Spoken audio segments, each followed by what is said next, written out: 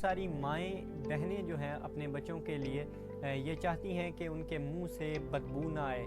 جب دیکھتی ہیں کہ منہ سے بدبو آ رہی ہے تو وہ موسٹلی ان کا ماؤتھ واش یا جو پیسٹ ہے وہ تبدیل کر دیتی ہیں۔ موسٹلی ایسا ہوتا ہے کہ پھر بھی منہ سے بدبو آنا جاری رہتی ہے۔ تو اس میں کچھ ایسے مسائل ہوتے ہیں جن میں معدے کی گرمی، معدے کی حدت وغیرہ ہوتی ہے، جو بخارات معدے سے اوپر چڑھتے ہیں تو اس سے منہ میں بدبو سمیل آنا شروع ہو جاتی ہے۔ اس میں ہائیجین اپنی جگہ جو ہے وہ ضروری عمل ہے، لیکن اس کے ساتھ ساتھ جو ہے وہ معدے کی گرمی اور معدے کا سیٹ ہونا وہ بہت زیادہ لازمی عنصر ہے۔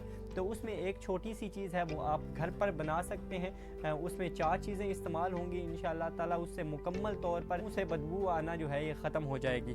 تو اس میں آپ نے کرنا کیا ہے، پہلی چیز ہے الائچی، جسے کارڈاموم بھی کہتے ہیں، 3 عدد وہ لے لیجئے۔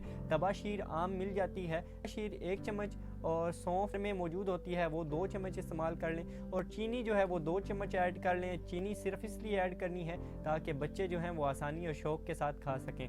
تو اس کا سفوف بنا لیں۔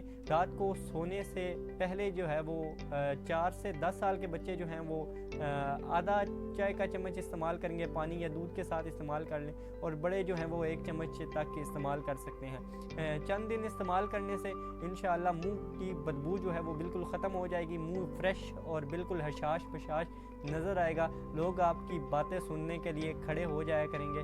That's for today. This is حکیم اسامہ خالد۔